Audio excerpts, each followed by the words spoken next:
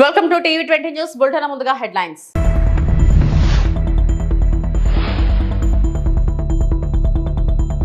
కృష్ణా తీరంలో water sports శిక్షణ కేంద్రాలు ఏర్పాటు చేయాలి. కేంద్ర మంత్రికి చంద్రబాబు వినతి.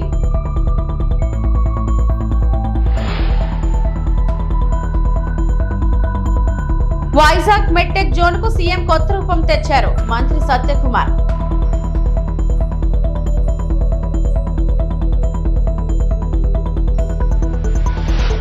రక్షణేది ఐపీఎస్లు పోలీసులకే వేధింపులు YS Jagan.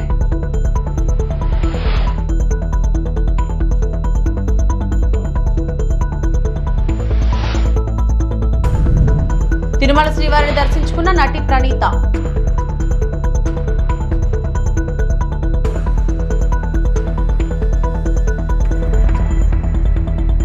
AP CM Chandrababu Delhi పర్యటన రెండో రోజు కొనసాగుతుంది.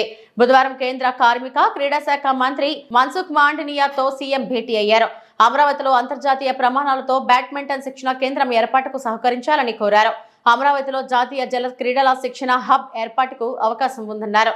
కృష్ణా నదీ తీరంలో వాటర్ స్పోర్ట్స్ శిక్షణ కేంద్రాల ఏర్పాటుకు విస్తృత అవకాశాలున్నాయని చెప్పారు. తిరుపతి, రాజమహేంద్రవరం, కాకినాడ, నర్సరావుపేటలో ఖేలో ఇండియా కింద మౌలిక సదుపాయాలను కల్పించాలని విజ్ఞప్తి చేశారు.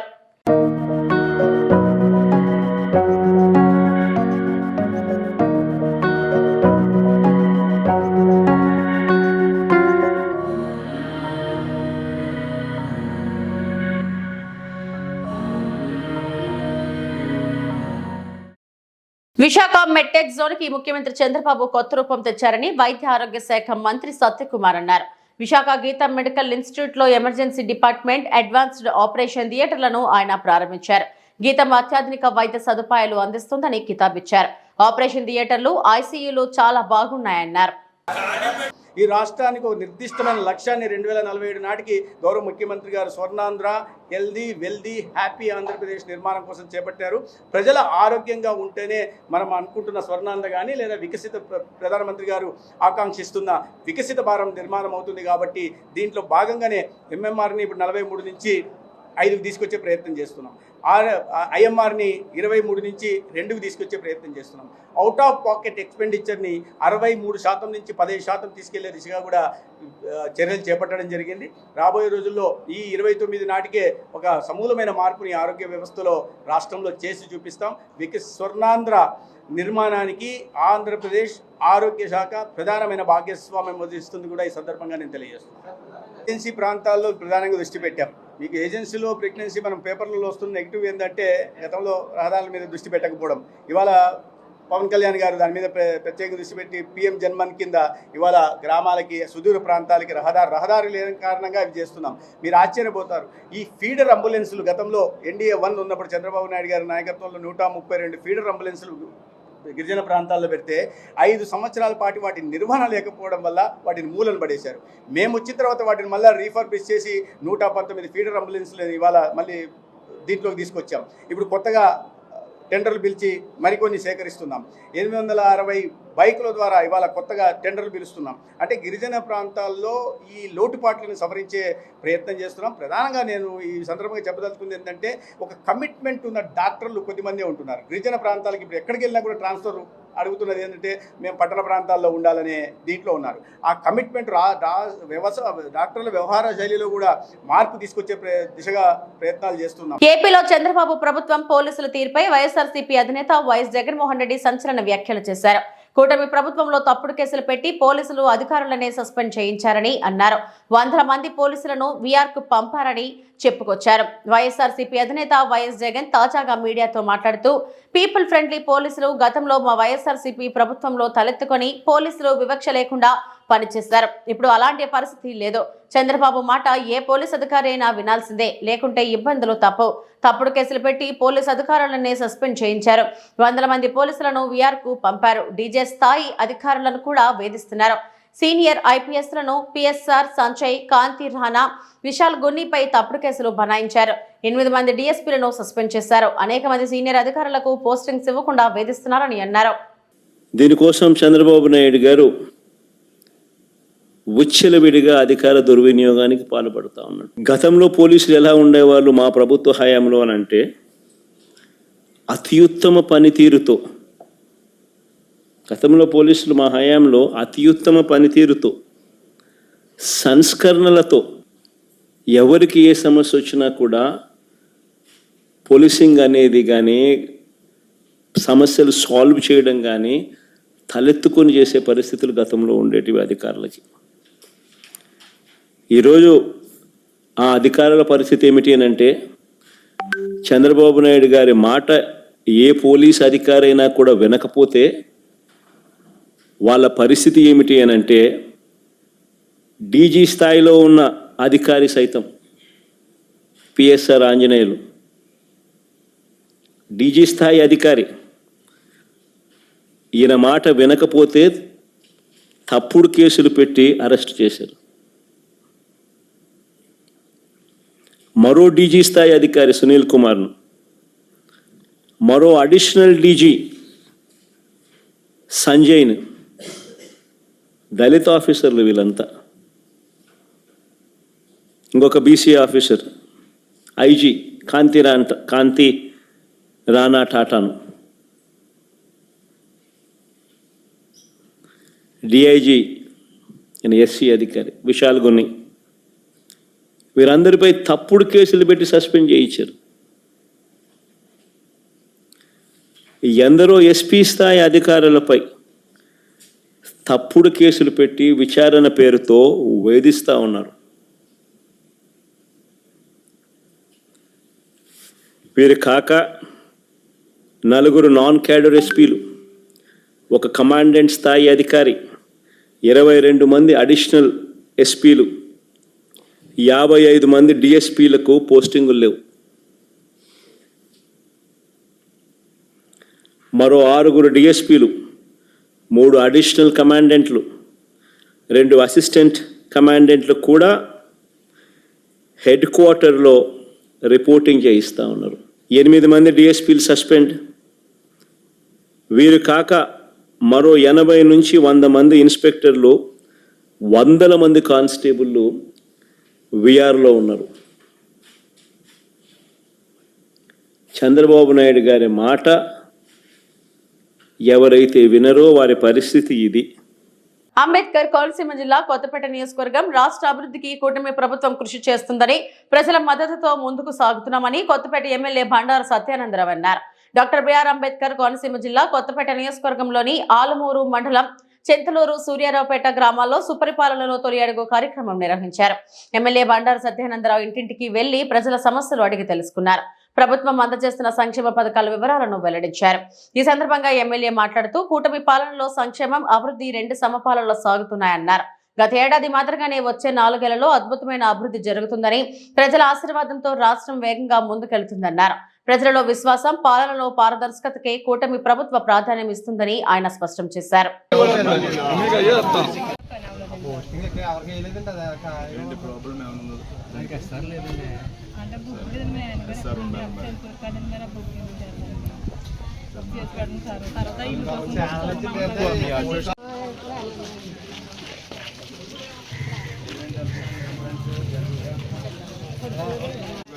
అడగమన్నారు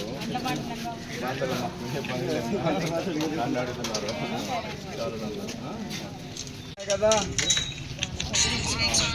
బాగా చేస్తున్నారా లేదా అదే మంచి మాట చెప్తూ వెళ్ళి ఎలా అన్నారు. అందరూ ప్రతి ఇంటికి తిరుగుతున్నారు, ఏమైనా ఉంటే చెప్పండి. మంచి అట్లా ఏమైనా ఉంటాయి. ఫోటో అండి సార్, ఫోటో అంటే సైబర్ నేరాలను, డ్రగ్స్ అరికట్టేందుకు పశ్చిమ గోదావరి జిల్లా పోలీసులు కార్యక్రమాలు చేపట్టారు. జిల్లా ఎస్పీ ఆదేశాల మేరకు నరసాపురం పట్టణంలో ఆదిత్య కళాశాలలోని కాలేజీలు జనసంచారం ఎక్కువగా ఉండే కూడళ్లు అవగాహన సదస్సులు ఏర్పాటు చేసి నేరగాళ్లు ఈ విధంగా మోసాలకు పాల్పడుతున్నారన్న దానిపై అవగాహన కల్పిస్తున్నారు. సిఐ యాదగిరి ఆధ్వర్యంలో పలు కళాశాలలో ఈ సదస్సులు నిర్వహించారు. సైబర్ నేరం జరిగినప్పుడు వెంటనే 1930కి ఫోన్ చేస్తే కొంతమేర సైబర్ మోసాన్ని నియంత్రించవచ్చునని తెలిపారు. విద్యార్థులు డ్రగ్స్ కు అలవాటు పడకూడదని, పడితే ఏ రకంగా పరిణామాలు ఉంటాయో ఆయన వివరించారు.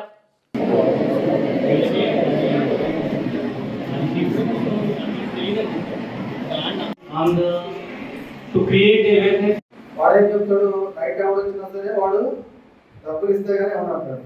మీ దగ్గర డబ్బులు ఉండవు. వాడు ఏం చేస్తాడు, గిట్టుబాటు తీసుకొని గవర్నమెంట్ రావాలని చెప్పి తరగతి ఇంటికి తీసుకుని అంటే 10 రూపాయలు ఇంటి కోసం మానసికంగా కష్టాలు ఉంటాయి, అదేవిధంగా కెరీర్ పరంగా కూడా మనకి కష్టాలు ఉంటాయి. ఈ అలవాట్లు లేవు, వాడు మంచి చదువుకున్నాడు, వాడికి క్యాంపస్ ప్లేస్మెంట్ వచ్చింది అనుకున్నాడు, వాళ్ళ లైఫ్ ఎలా ఉంటుంది ఎవరు కానొస్తున్నారని చెప్పేసి ఏదో మాట్లాడబడుతున్నాయని చెప్పేసి అంటే లేదని ఉండదుగా ఊహించుకుంటూ ఉండడానికి కానీ వాళ్ళు ఏం చేశారు, ఇంకా మీరు కట్టాల్సిందని చెప్పేసి వాళ్ళు స్టార్ట్ చేశారు అన్నమాట.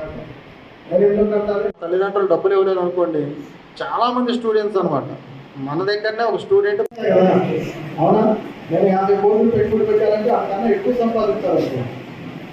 నేను ఆ యాప్ ఆట ఎవరైతే ఆడుతున్నారో వాళ్ళ డబ్బులు వచ్చేటట్టయితే నాకు లాస్ అయితే అంతేనా. కాబట్టి ఆ సాఫ్ట్వేర్ ఎలా డెవలప్ చేస్తారు, ఆడే వ్యక్తికి ఇనీషియల్ స్టేజ్లో లాభం వచ్చి అతను వ్యసనంగా వాడు భావించేటట్టు నేను ఏర్పాటు చేసి ఆ తర్వాత నాకు అన్ని డబ్బులు వచ్చేటట్టు ఆ యాప్ అనేది డెవలప్. యాప్ అంటే ఏం లేదమ్మా, కంప్యూటర్ సిస్టమ్ మీద ఉంటుంది, 6 వ్యక్తులు ఆడుతున్నారని చెప్పి అనుకుంటాను. 6 వ్యక్తులు ఆడే ఆడితే ఆ కంప్యూటర్ దగ్గర ఉన్నప్పుడు సాఫ్ట్వేర్ తెలుసు ఎవరికి ఏమైంది ఏంటి అని. వీడికి ఎక్కువ డబ్బులు అవుతున్నాయనుకుంటే ఆ గేమ్ వాడికి కాకుండా చేస్తాడు, అర్థమవుతుందా. అది అలా చేయడం వల్ల వాడు లాస్ అయిపోతాడు అన్నమాట. లాస్ అయిపోవడం వల్ల ఈ సాఫ్ట్వేర్ ఎవరికైతే ఉందో యాప్ ఎవరికైతే ఉందో వాడికి లాభం అనేది.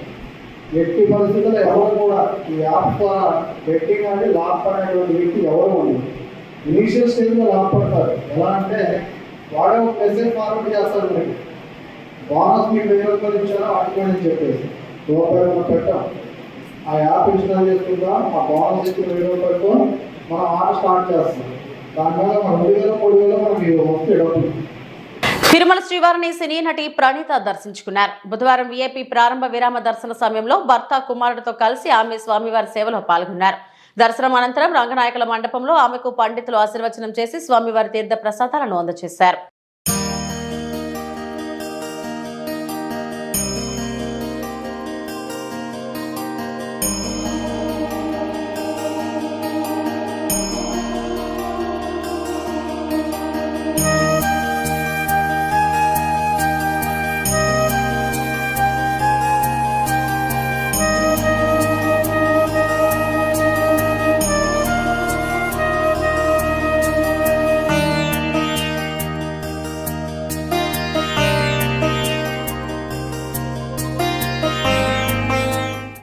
డాక్టర్ బిఆర్ అంబేద్కర్ కోనసీమ జిల్లా కొత్తపేట నియోజకవర్గం జిల్లా న్యాయాధికారి సంస్థ రాజమండ్రి వారి ఆదేశాల మేరకు మీడియేషన్ ఫర్ నేషన్ వారోత్సవాల్లో భాగంగా A Sai Kumari chairperson senior civil judge Kothapeta వారు ర్యాలీ నిర్వహించారు. కొత్తపేట కమిరెడ్డిపాలెం జంక్షన్ నుండి బస్టాండ్ వరకు మరల కోర్టు వరకు కాలినడకన ర్యాలీ కార్యక్రమం నిర్వహించారు. ఈ సందర్భంగా న్యాయమూర్తి సాయి కుమారి మాట్లాడుతూ మధ్యవర్తిత్వం ద్వారా స్నేహపూర్వకంగా కేసులు పరిష్కారం చేసుకోవడం వల్ల సమయం ధనం ఆదా అవడంతో పాటు సమస్య సత్వరమే పరిష్కారం అవుతుందన్నారు. ఈ నెల 10వ తేదీ నుండి 16వ తేదీ వరకు మధ్యవర్తిత్వంపై అవగాహన కార్యక్రమాలు నిర్వహిస్తున్నట్లు తెలిపారు. కోర్టు ఆవరణలో స్టాల్స్ ఏర్పాటు ద్వారా మధ్యవర్తిత్వం గురించి అవగాహన చేస్తున్నామన్నారు. పెండింగ్ లో ఉన్న క్రిమినల్ సివిల్ కేసులను మరియు మోటార్ వాహనాల కేసులను మధ్యవర్తిత్వం ద్వారా కక్షిదారుల పరిష్కరించుకోవచ్చన్నారు. ఈ అవకాశాన్ని సద్వినియోగం చేసుకోవాలని సూచించారు. దీనికి సంబంధించి 5 న్యాయవాదులకు శిక్షణ ఇచ్చారని తెలిపారు. కొత్తపేట బార్ అసోసియేషన్ తరఫున మేమందరము హైకోర్టు సుప్రీంకోర్టు వారి ఆదేశానుసారం మేము ఇక్కడ ర్యాలీ నిర్వహించడం జరుగుతుంది. ఈ ర్యాలీ యొక్క ముఖ్య ఉద్దేశం ఏంటంటే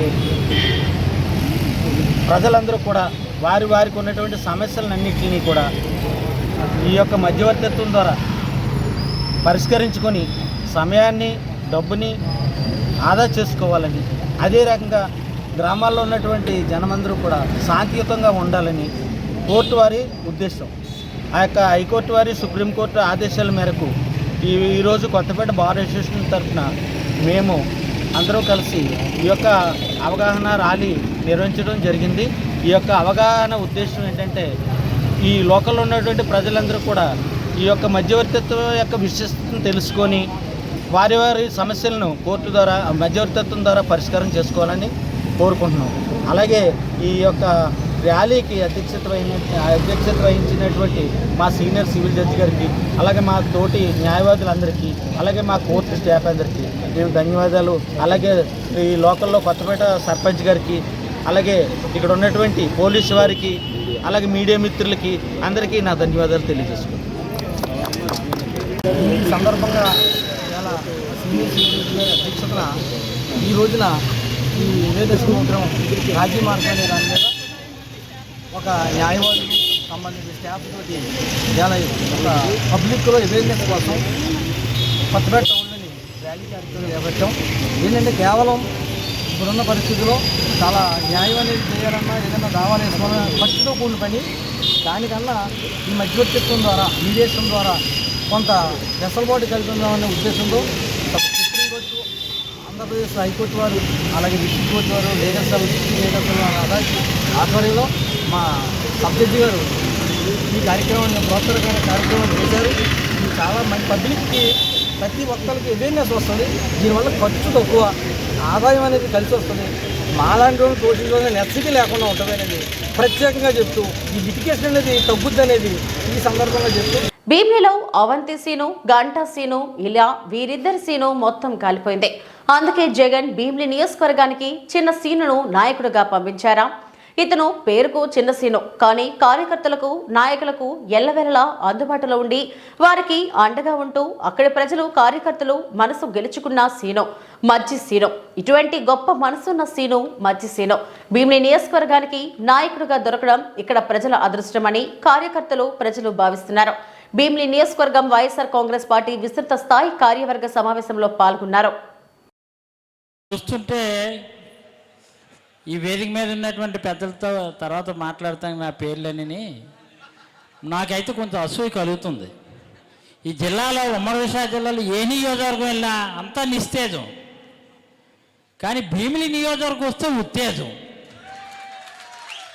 దీనికి కారణం ఏంటో తెలియదు. నేను మాటలు చెప్పేటప్పుడు ఒరే మంచి ట్రబుల్ షూటర్ రా అంటుంటారు ఒక్కొక్కరిని, లేదు మంచి స్ట్రగుల్ షూటర్ రా అంటారు.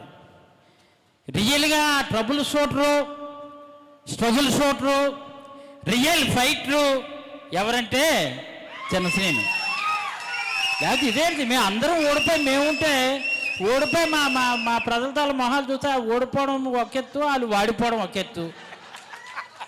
కానీ మీ దగ్గరకు వచ్చిన తర్వాత, ఇది చూసిన తర్వాత బ్రహ్మాండంగా ఇందాక మా గిరి చెప్పాడు, రాంబాబు చెప్పాడు, నిజంగా భీమిలి నియోజకవర్గం గెలిచినట్టు ఉంది. ఇంక అమ్మాయి ఎక్కడికి వెళ్ళకూడదు, ఇక్కడికే రావాలనిపిస్తుంది.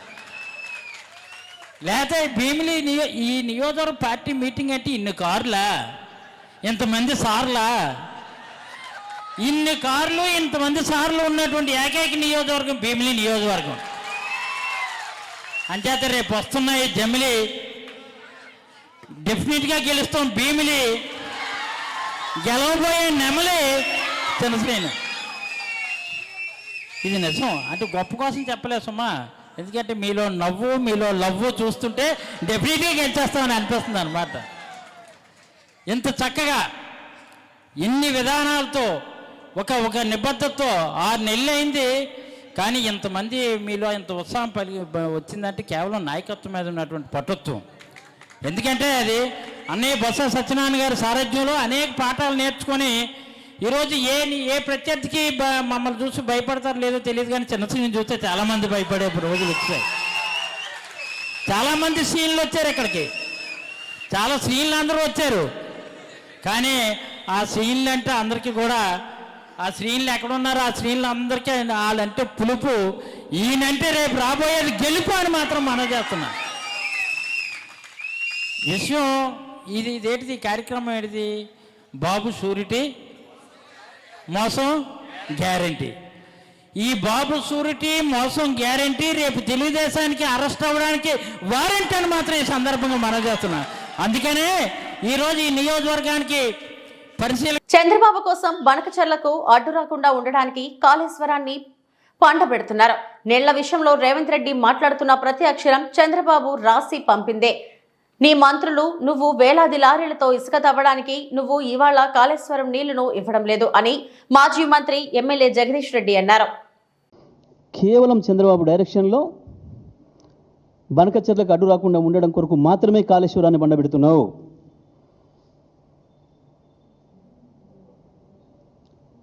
రేపొచ్చే కమిషన్ ఏదైతే ఉంటుందో ఆనాటికి మనం గోదావరిలో ఇప్పటికే మనకు హక్కుగా ఇచ్చిన జీవోల ద్వారా ఇచ్చిన 960 టీఎంసీల నీళ్ళ మేము ఆల్రెడీ వాడుకుంటున్నాం. పై వచ్చే నీళ్ళలో కూడా మాకు ఇంకా అక్కర ఉంది, కొత్తగా ప్రాజెక్టులు మొదలుపెట్టుకుంది అని చెప్పి మనం చెప్పాల్సిన దాన్ని కాళేశ్వరం ద్వారానే 150 టీఎంసీల నీళ్లు మేము వాడుతున్నామని చెప్పాల్సిన విషయాన్ని దాచిపెట్టి చంద్రబాబుకు కావాల్సిన పద్ధతుల్లో, బనకచెర్లకు కావాల్సిన పద్ధతుల్లో నువ్వు యాక్షన్ చేస్తూ ఉన్నావు. ప్రతి అక్షరం నీళ్ళ విషయంలో నువ్వు మాట్లాడుతున్న ప్రతి అక్షరం చంద్రబాబు రాసి పంపిందే. చంద్రబాబు ఏజెంటు ఇక్కడ ఉన్న ఆదిత్యనాథ్ దాస్ ద్వారా రాసిచ్చిన స్క్రిప్టులు చదువుతూ తెలంగాణ రైతులు పెట్టిన భిక్ష నీ పదవి, దాన్ని ఉపయోగించుకొని అదే రైతాంగానికి ద్రోహం చేస్తున్నావు. దానికి తోడు స్వామి కార్యం స్వకార్యం అన్నట్టు వేలాది లారీలను పెట్టి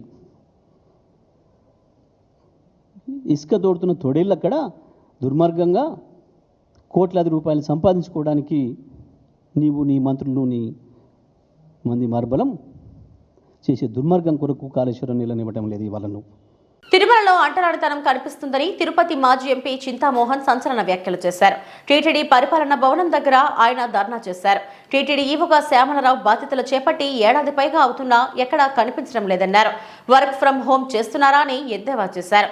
తిరుమలలోని 5,000 మంది అన్య మతస్థులను ఏం చేస్తారని ప్రశ్నించారు. దగ్గరకు రావడం జరుగుతూ ఉంది ఈ 1.5 సంవత్సరంలో. ఏమీ పట్టించుకోవటం లేదు శ్యామలరావు. అసలు ఎక్కడున్నాడో నాకు ఆయన ముఖమే తెలియటం లేదు.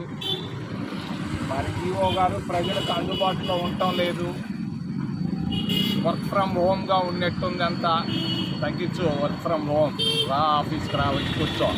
ప్రజలకు అందుబాటులో ఉండే శ్యామలరావు ఈవో గారు మరి మిమ్మల్ని బాధ్యతతో ఉండాల్సిన అవసరం ఉంది. గుర్తు చేస్తున్నా, నేను దాదాపు 50 సంవత్సరాల్లో 20 మంది ఈవోలను చూస్తుంటాను. నిన్ను ఇప్పటిదాకా చూడలేదు. వచ్చి 1 సంవత్సరం పైన అవుతాం.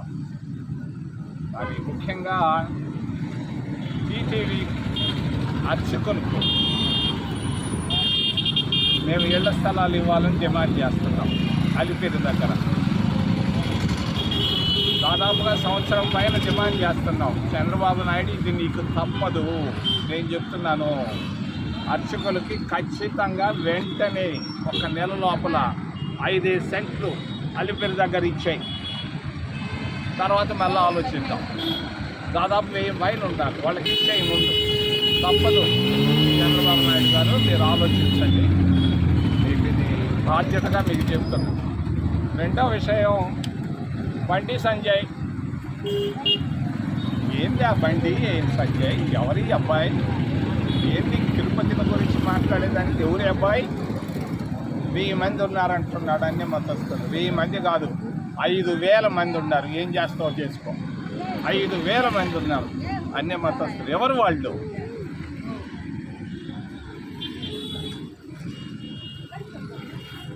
తుడిసేవాళ్ళు, మీరు పోసే ఒంటేలు కడిగేవాళ్ళు, మీరు అక్కడ చేస్తున్నటువంటి మలమూత్రాలను కడిగేవాళ్ళు 5,000 మంది ప్రతిరోజు కష్టానికి, నష్టానికి, ఆరోగ్యానికి అన్నిటినీ తల వంచి చేసుకుంటున్నారు. పొట్ట కూటి కొరకు అన్యమతస్తులు ఉన్నారు. మా వాళ్ళు ఉన్నారు, నేను కాదంటాను. 5,000 మంది ఉన్నారు. 10,000 రూపాయలు, 12,000 రూపాయలు పని చేస్తున్నారు. సాయంకాలం ఆదివారం చర్చికి పోతుంది. ఏం చేయగలవు నువ్వు? తెలంగాణ నుంచి తీసుకొస్తావా సంజయ్? ఏమైపోయిందా మీ భారతీయ జనతా పార్టీకి? ఏమి లేదా? వేరే మార్గమే, వేరే మాటలే లేవా? ఏమైపోతా ఉంది భారతీయ జనతా పార్టీ? నేను అడుగుతున్నాను, మోడీని అడుగుతున్నాను, అమిత్ షాని అడుగుతున్నాను. దమ్ముంటే జవాబు చెప్పండి. ఏంది ఇది? అన్ని మతాలు ఏందో?